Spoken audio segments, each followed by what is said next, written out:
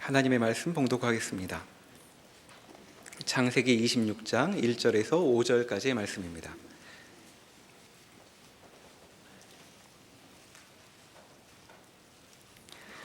아브라함 때에 첫 흉년이 들었더니 그 땅에 또 흉년이 들매 이삭이 그랄로 가서 블레셋 왕 아비멜렉에게 이르렀더니 여호와께서 이삭에게 나타나 이르시되 애굽으로 내려가지 말고 내가 내게 지시하는 땅에 거주하라. 이 땅에 거류하면 내가 너와 함께 있어 내게 복을 주고 내가 이 모든 땅을 너와 내 자손에게 주리라. 내가 내 아버지 아브라함에게 맹세한 것을 이루어 내 자손을 하늘의 별과 같이 번성하게 하며 이 모든 땅을 내 자손에게 주리니 내 자손으로 말미암아 천하 만민이 복을 받으리라. 이는 아브라함이 내 말에 순종하고 내 명령과 내 계명과 내 율례와 내 법도를 지켰음이라 하시니라. 아멘. 창세기 12장부터 아브라함의 생애가 본격적으로 시작이 됩니다. 하나님께서 아브라함에게 약속의 말씀을 주시고 또 그의 길고 긴 인생의 행로에 함께해 주시면서 하나님이 약속하신 것들을 불가능한 조건 속에서 또 여의치 않는 상황 속에서 어떻게 이루어 가시는지를 우리에게 낱낱이 보여주시고 있습니다. 아직 태어나지 않았지만 아브라함의 생애 속에는 이삭이라고 하는 존재가 늘 녹아 있다라고 하는 생각을 갖게 됩니다. 태어나지 않았지만 대단히 귀한 의미를 지닌 존재로 이삭의 생애가 드러나고 있습니다. 그렇기 때문에 이삭에 대하여 갖는 기대가 우리 또한 큽니다. 왜 우리의 기대가 큰가 하면 하나님께서 아브라함에게 주신 그 언약의 말씀이 성취된다라고 하는 첫 증거가 이삭을 통하여서 확인받을 수 있기 때문에 그렇습니다. 그리고 그 이삭의 생애, 그렇게 언약의 후사요, 약속의 아들이요, 약속의 씨라고 하는 이 이삭의 생애가 하나님이 아브라함과 그 자녀와 후손에게 약속하여 주신 복의 중심에 서 있기 때문에 그 이삭의 생애는 다른 인생과는 다를 것이라고 하는 기대를 우리가 가지고 있고, 우리가 그 같은 기대를 갖는 이유는 아브라함이 하나님으로부터 받은 동일한 약속 위에 우리가 있기 때문에 이삭의 생애가 남다르다면 우리의 생애도 남다르고, 이삭의 생애가 특별하다면 우리의 생애도 특별할 것이라는 그 이익과 유익에 대한 기대 때문에 우리의 관심이 높습니다. 그래서 우리가 이삭의 생애는 시련이 없는 생애, 고통이 없는 생애, 힘들고 어려운 것들을 겪지 않는 생애여야 한다라고 하는 이러한 마음들을 우리가 앞서 가지고 있습니다. 그러나 성경 말씀을 보면 우리가 충분히 아브라함의 생애를 통하여서 지금까지 확인해 오곤 있었지만 이삭의 생애도 일반 연의 인생이 사는 것과 별 다를 것 없는 대단히 힘들고 어려운 인생을 살고 있는 것을 성경의 기록을 통하여서 우리가 보고 있습니다. 물론 하나님께서 이삭에게 특별한 때에 은혜를 부어주셔서 그의 농사가 100배나 잘 되었다라고 하는 이런 기적 같은 일이 있지만 그러나 힘들고 어려운 일들도 그가 많이 겪었다라고 하는 것들을 저희가 잘 알고 있습니다. 그래서 우리에게 이런 질문이 떠오릅니다. 약속의 후사이고 하나님이 복을 주시겠다고 분명하게 말씀하신 생애가 우리가 기대하는 것과는 다르게, 그 인생도 별 다르지 않게 시련이나 고난이나 고통을 느끼고 사는 인생이라고 한다면 하나님이 약속하신 것은 무엇이고 하나님이 복을 주시겠다고 하신 그 복의 내용이나 의미는 무엇인가, 그러한 생애에 하나님이 담아내시는 목적은 무엇인가라고 하는 의문과 의심을 갖게 됩니다. 오늘 아브라함의 생애를 다시 한번 돌아보고 또 그 가운데서 이삭의 생애를 살펴보면서 성경이 우리에게 주시는 답을 찾아보도록 하겠습니다. 이삭은 마치 그 아브라함 아버지와 동행한 것처럼 그 아버지가 걸었던 그 어려운 길들을 똑같이 걷게 됩니다. 아브라함이 창세기 12장에서 하나님을 만나면서 그 하나님이 너는 친척과 고향과 아버지의 집을 떠나 내가 내게 지시할 땅으로 가라 라고 하는 말씀을 듣습니다. 고향을 떠난다, 함께 생활하던 친척과 아버지 집을 떠난다 라고 하는 것은 단순히 떠난다는 의미만을 가지고 있지는 않습니다. 그 시대에는 시족 공동체가 모여서 자신들을 안전하게 보호하고 지키는 힘을 가지고 있었습니다. 그러한 공동체를 떠난다는 것은 자기의 생명과 자기의 가족의 안위를 지킬 수 있는 모든 안전장치를 다 떨어낸다는 것이 되죠. 사실은 쉽지 않는 결정입니다. 그러나 아브라함이 하나님 말씀대로 친척과 아버지의 집을 떠나게 됩니다. 하나님이 내가 내게 지시하는 약속의 땅을 말씀해 주셨고, 이 약속의 땅이라고 한다면 신적인 존재인 하나님이 나타나셔서 주신 말씀이기 때문에 거기에 대한 갖는 기대는 그곳에는 모든 것이 넉넉하고 풍성할 것이라는 마음입니다. 생각입니다. 그러나 가나안 땅에 도착했을 때에 아브라함이 맞닥뜨린 현실은 기근이었습니다. 약속의 땅인데 먹을 것이 없습니다. 풍성하고 넉넉하고 모든 것이 좋을 것이라고 기대를 가지고 왔는데 거기에서 기근을 만나게 된 아브라함은 막막했겠죠. 먹고 살기 위해서, 굶어 죽지 않기 위해서 다시금 애굽으로 내려가는 그러한 결정을 이 아브라함이 하게 됩니다. 그러나 성경은 이러한 아브라함의 행동을 불신앙이라고 말씀을 합니다. 애굽에 내려가서도 자기의 생명을 보존하기 위해서 아내를 누이라고 이야기해야 하고, 또다시 가나안 땅에 올라와서는 롯과 헤어져야 하고, 또 사로잡혀간 롯을 구하기 위해서 전쟁에 뛰어들어야 하는 이러한 어려움들이 이 아브라함의 생애에 많이 있었습니다. 그러나 무엇보다도 하나님께서 내가 내게 약속의 후사를 주어 너로 하여금 번성케 하겠다, 큰 민족을 이루게 하겠다, 너를 복이 되게 하겠다라는 말씀을 주셨는데 아무리 기다려도 약속의 아들을 얻지 못하는 자리에 서 있습니다. 아브라함은 기다리고 있는 중에 마침내 내 자신이 할 수 없는, 내 아내가 아이를 낳을 수 없는 그러한 상황과 조건 앞에 섰을 때, 이제는 아무리 하나님이 약속을 주셨지만 이 약속이 이루어질, 성취될 가능성은 없다라고 하는 결론에 이르게 되었을 때, 그가 가지고 있던 소망이 물거품이 되었다라는 사실을 확인하고는 굉장히 큰 상실감에 이 아브라함이 빠졌을 것입니다. 이삭도 아버지가 걸었던 그 길을 똑같이 걷죠. 오늘 말씀에 보면 흉년을 겪게 됩니다. 이삭도 흉년을 피해 이방인의 땅, 그랄 땅으로 들어가게 됩니다. 아버지가 했던 것처럼 이삭도 자기의 생명을 보존하기 위해서 아내 리브가를 누이라고 이야기합니다.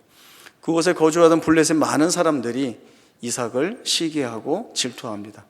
아버지 때에 파두었던 우물을 다시 파내어서 소유하게 되었는데 블레셋 사람들이 와서 우물을 빼앗죠. 우물을 하나 빼앗는 것은 이것도 우물 하나 빼앗긴 것이 아니라 그때 가장 중요한 생존의 수단이 되는 우물이기 때문에 이 우물 자체를 빼앗겼다라고 하는 것은 생명의 위협을 받는 그러한 고통을 겪는 것이라고 생각을 해야 합니다. 빼앗기고 그들에게서 쫓겨나고 또 나와서 우물을 팠지만 블레셋 사람들이 다시 쫓아와서 우물을 빼앗는 이러한 일들이 반복이 됩니다.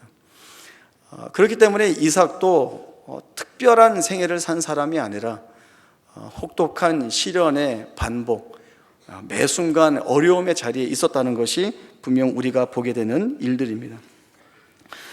그러나 하나님께서는 이 안에서 일하실 것을 보여주시고 있습니다. 우리가 아브라함의 생애 가운데서도 충분히 보았지만 이삭의 생애에서도 그렇게 볼 수 있습니다. 좋은 조건 속에서, 좋은 상황 속에서야 하나님이 하실 일들을 이루어내실 수 있고, 우리가 불가능하고 좋지 않은 조건 가운데 있을 때는 하나님이 일하시기가 어렵다라는 것을 다 깨뜨려 버리십니다.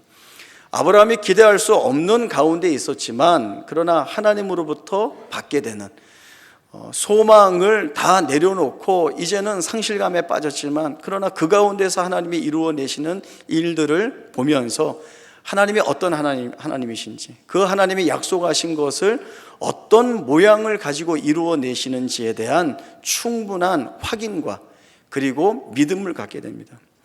아브라함이 이삭이 태어나기 전까지는 수많은 실패와 실수를 반복했습니다.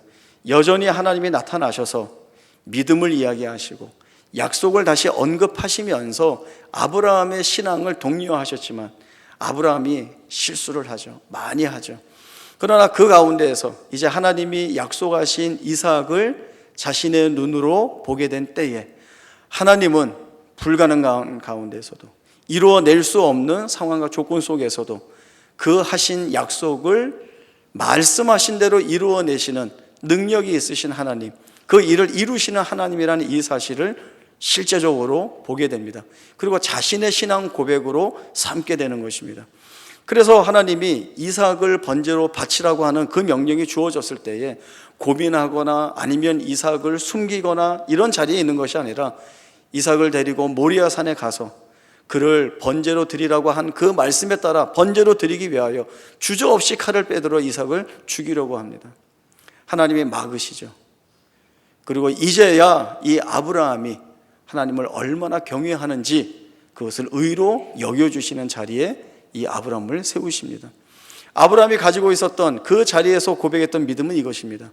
내가 할 수 없었던, 내가 다 내려놓고 포기했던 그 일을 하나님이 이루셨는데 그러한 능력을 지니신 하나님이시라고 한다면 그분의 말씀대로 지금 내가 이삭을 번제로 드려 죽여도 다시 하나님이 살리셔서 내 품 안에 두시고 이 아들 이삭을 통하여서 나를 큰 민족으로 삼아주시는 이 일을 행하시기에 조금 더 부족함이 없는 하나님이시다 라고 하는 믿음을 가졌기 때문에 이 일을 아브라함이 행할 수 있는 것입니다.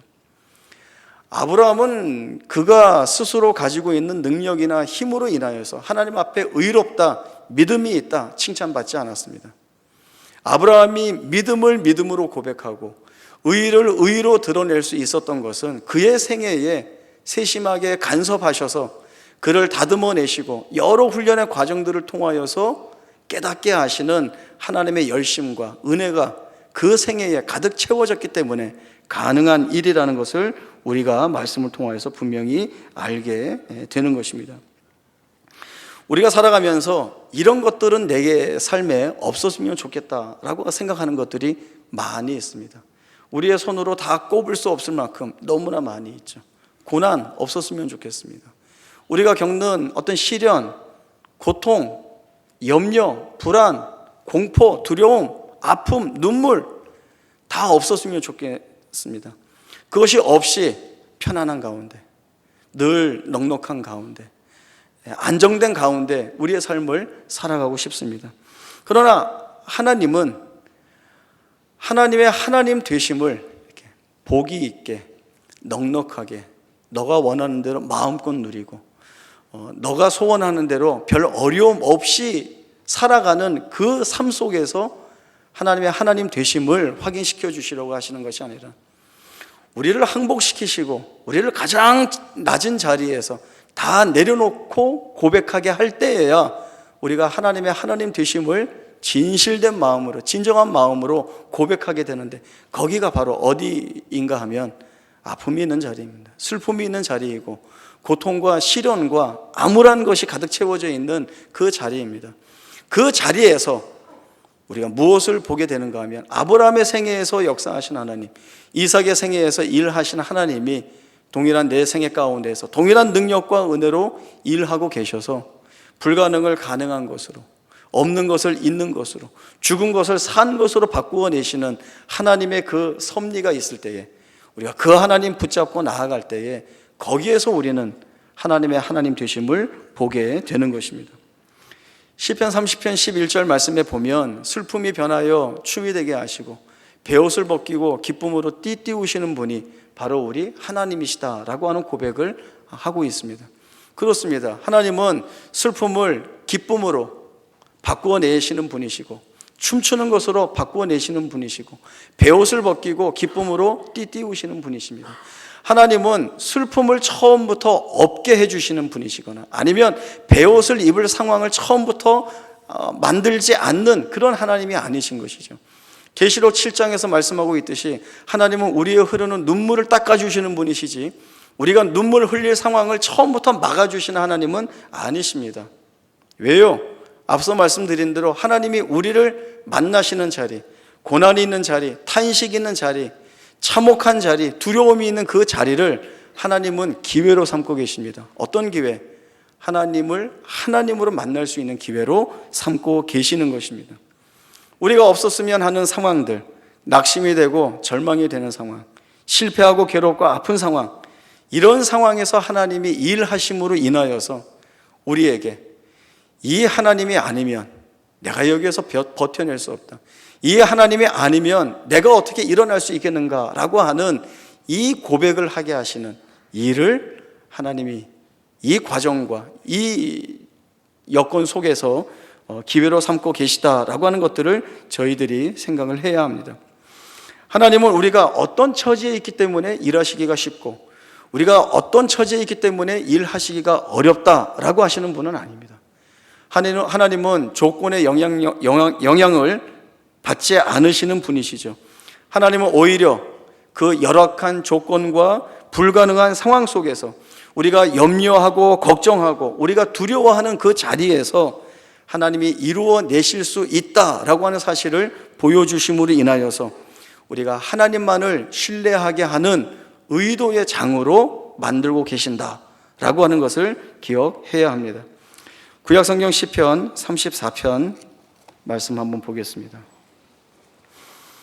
구약성경 825쪽 시편 34편입니다. 1절에서 8절까지의 말씀 한 부분 보겠고 17절에서 22절까지 또 한 부분을 보겠습니다. 시편 34편 1절입니다. 내가 여호와를 항상 송축하며 내 입술로 항상 주를 찬양하리이다. 내 영혼이 여호와를 자랑하리니 곤고한 자들이 이를 듣고 기뻐하리로다. 나와 함께 여호와를 광대하시다 하며 함께 그의 이름을 높이세. 내가 여호와께 간구하며 내게 응답하시고 내 모든 두려움에서 나를 건지셨도다. 그들이 주를 앙망하고 광채를 내었으니 그들의 얼굴은 부끄럽지 아니하리로다. 이 공고한 자가 부르짖음에 여호와께서 들으시고 그의 모든 환난에서 구원하셨도다. 여호와의 천사가 주를 경외하는 자를 둘러 진치고 그들을 건지시는도다. 너희는 여호와의 선하심을 맛보아 알지어다. 그에게 피하는 자는 복이 있도다. 17절입니다. 의인이 부르짖음에 여호와께서 들으시고 그들의 모든 환난에서 건지셨도다.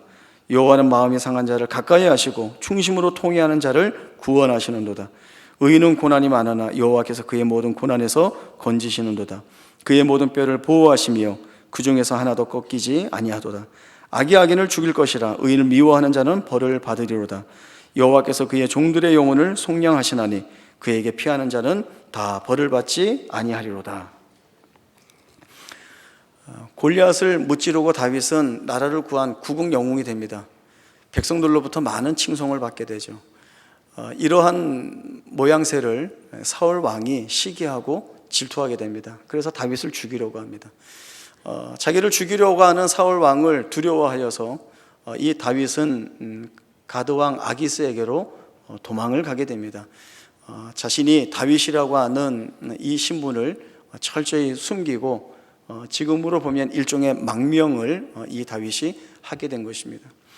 아기스 왕 밑에 있다가 어느 경우에 자기가 다윗이라고 하는 사실이 폭로될 위기에 처하게 되었습니다. 이때 다윗은 미친 채 하면서 자기 수염에 침을 흘리고 막 춤을 춥니다. 그래서 이 사람이 다윗입니다 라고 하는 사람들의 말을 무시하고 아기스 왕이 미친 사람인데 무슨 다윗이냐 이렇게 이야기하고는 쫓아내게 됩니다. 그 앞에서 쫓겨나옴으로 인하여서 다윗이 생명을 보존하게 되었습니다. 그렇다고 다윗이 내가 그 위급한 순간에 지혜를 발휘하여서 꾀를 내어서 이렇게 미친 채 해서 내가 생명을 유지하게 되었다. 참 나는 센스가 있다. 꾀가 있다. 이런 식으로 자랑하지 않았습니다. 그가 쫓겨나온 자리에서 이 다윗이 고민한 것은 이것입니다. 내가 누구를 두려워하는가? 내가 누구를 붙잡아야 하는가? 이러한 고민을 갖게 되고, 자기가 사람을 두려워하고 하나님을 신뢰하지 않았던 부분에 대한 회개와, 그리고 그러한 자리에서조차도 하나님께서 자기를 구원하여 주신 그 깊은 은혜에 이 다윗이 탐복하게 됩니다. 그리고 나서 지은 시가 바로 이 34편입니다. 하나님이 내 모든 두려움에서 나를 건지셨도다. 너희는 여호와의 선하심을 맛보아할지어다. 그에게 피하는 자는 복이 있도다. 의인은 고난이 많으나 하나님께서 그 모든 고난 가운데에서 건져 주시리로다.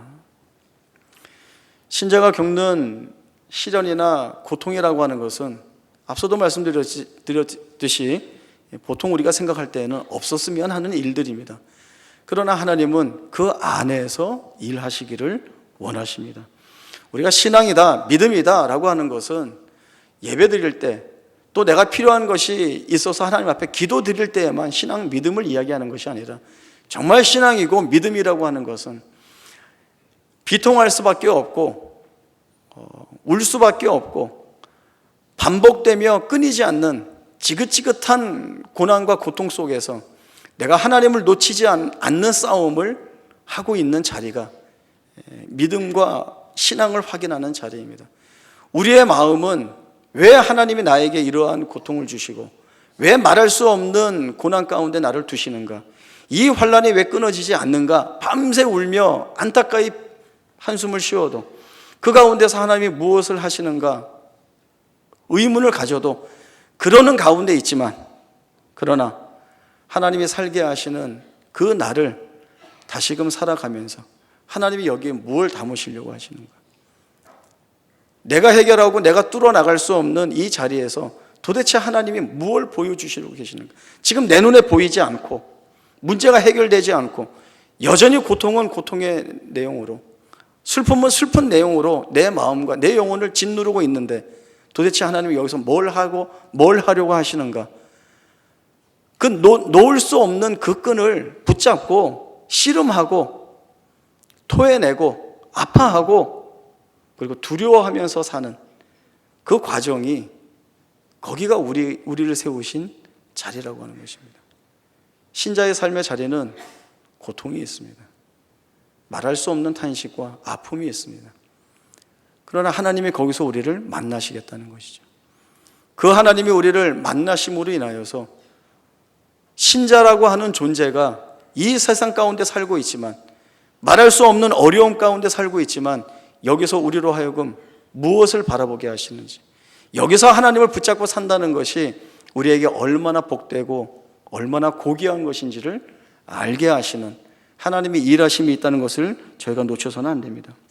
그래서 우리가 힘들게 살아가고 있는 이 자리가 은혜의 자리이고 복의 자리이고 우리의 명예를 확인할 수 있는 자리라는 것을 기억해야 합니다. 우리 교회 임상균 집사님이 책을 하나 번역하셨는데 그 책 이름이 브레이크 아웃이라고 하는 책입니다. 한 권 주셔서 저도 이제 좀 읽어보고 있었는데, 책의 내용은 6.25 사변이 발생하면서 미 해병 1사단이 우리 전쟁에 투입이 되게 됩니다.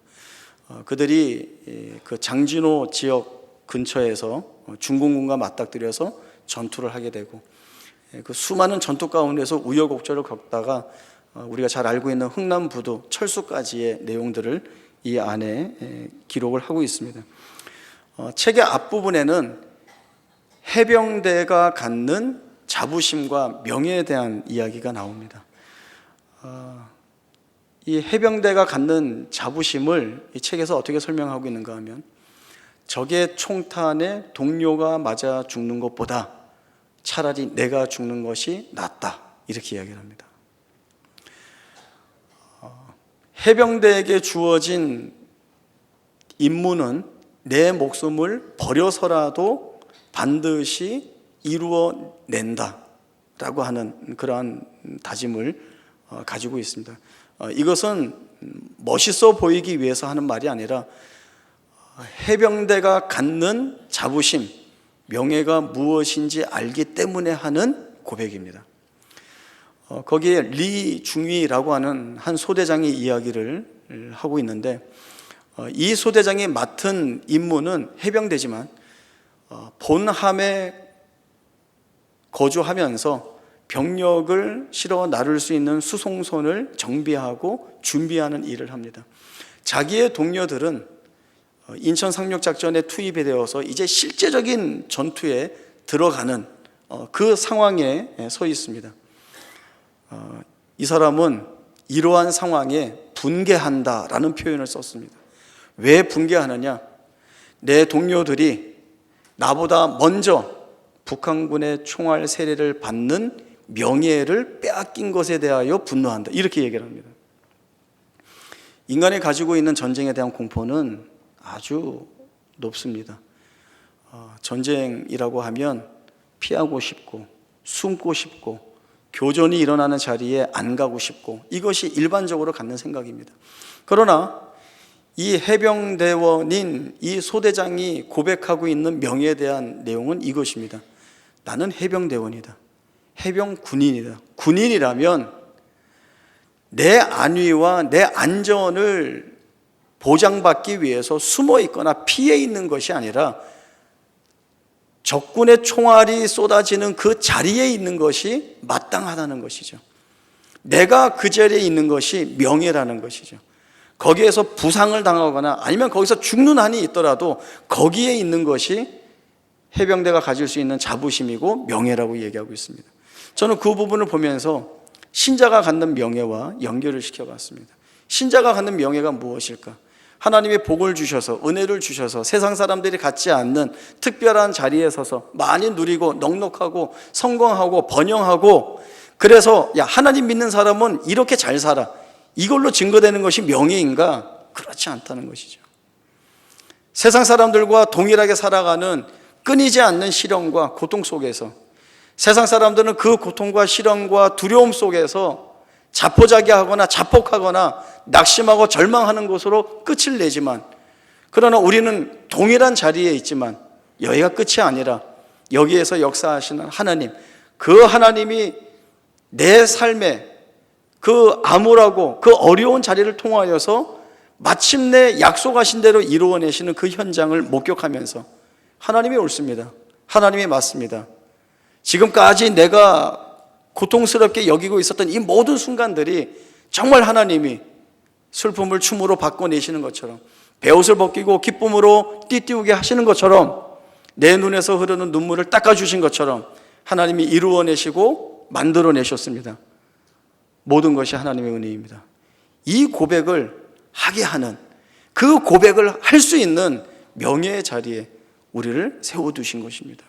그것이 신자가 갖는 명예입니다. 절망할 수 있습니다. 아파하는 자리에 몇 날이고 몇 차리고 눈물과 탄식을 쏟아낼 수 있습니다.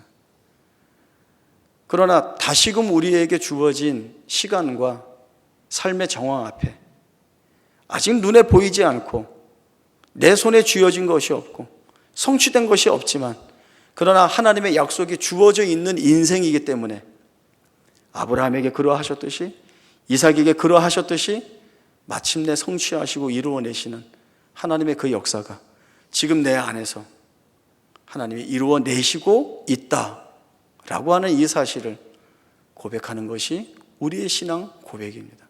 이것이 우리의 자부심이고 명예가 되어야 하는 것입니다. 신약성경 고린도후서 4장 5절부터 12절까지의 말씀을 보겠습니다.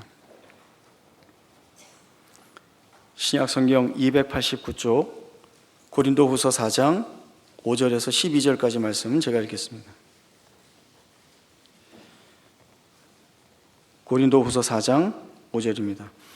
우리는 우리를 전파하는 것이 아니라 오직 그리스도 예수의 주 되신 것과 또 예수를 위하여 우리가 너희의 종된 것을 전파함이라. 어두운 데에 빛이 빛이라 말씀하셨던 그 하나님께서 예수 그리스도의 얼굴에 있는 하나님의 영광을 아는 빛을 우리 마음에 비추셨느니라. 우리가 이 보배를 질그릇에 가졌으니 이는 심히 큰 능력은 하나님께 있고 우리에게 있지 아니함을 알게 하려 함이라.